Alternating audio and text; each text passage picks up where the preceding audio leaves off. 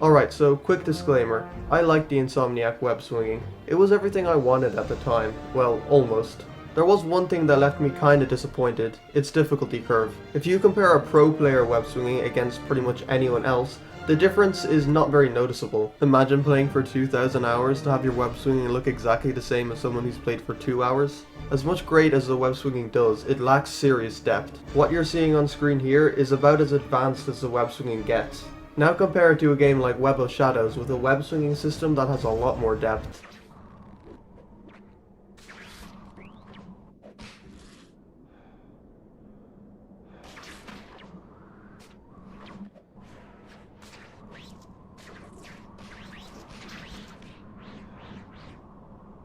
Now granted, you may not be big into this due to how unrealistic looking it is, but the principle still applies. There is a level of skill you reach in Web of Shadows that you just don't in Insomniac's. It's like you hit a wall and you just can't get any better from there. And sadly I've seen they've made no attempt to improve on this in Spider-Man 2, unless the web wing somehow fills a massive skill gap, but I really doubt it honestly. So, how would you go about fixing it? Well, I think the ideal web swinging system would be a mix between Insomniac's, Ultimate, and Web of Shadows. However, if you wanted to go for something completely unique, here's my idea.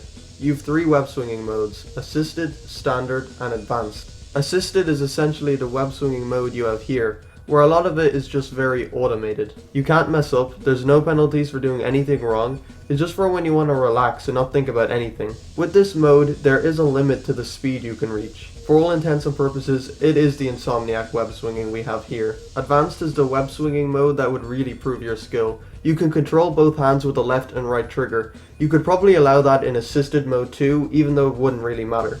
The big difference is now you have a cursor in the middle of the screen. You have to aim that cursor at a building nearby to swing from it. And if you missed,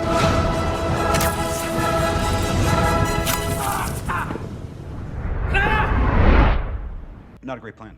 in addition to this, there would also be fall damage, so failing to attach to a building could lead to your death. And slamming into the side of buildings, depending on the speed, could also damage you.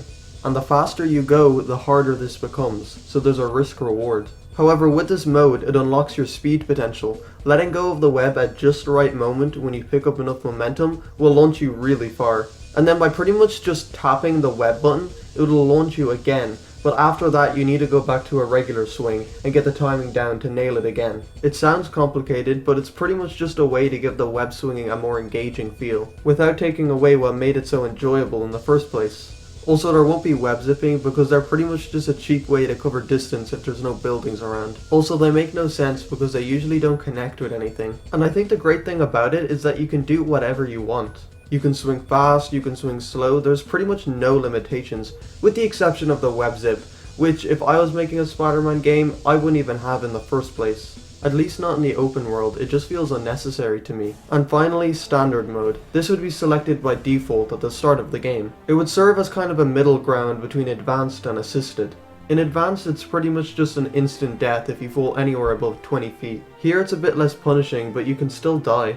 In Standard, you still have to be careful where you shoot your webs, but the range is increased, so you don't have to worry so much about it. They will more often than not stick to a building. And now instead of getting 2 web zips, you just get 1. I'm hoping this will balance things out a little bit if people are still struggling. And that I think would fix the web swinging in Insomniac Spider-Man. It's a similar sort of idea to modern and classic controls on Street Fighter 6 if you're familiar with that. One is easier, but in turn has limitations as to what you can do. Assisted would have a lower skill floor, while Advanced would have a higher skill ceiling. It's really when I was watching the first gameplay as Miles and Peter were swinging over the water, and I thought to myself, how cool would it be if the player could control where the webs landed? It would actually add a layer of difficulty to the set piece, trying to aim for the cranes above you. It's why the web sticking to buildings never really bothered me too much, like with its absence in the Amazing Spider-Man 1, because it's not like you have any jurisdiction as to where the webs are even going, so at least the game was being honest. I mean, even Fortnite's done this mechanic quite well actually.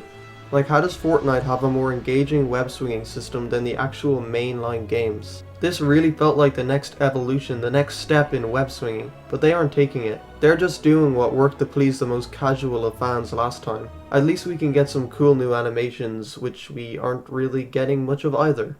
So hold on, what is the new game's web swinging even gonna provide?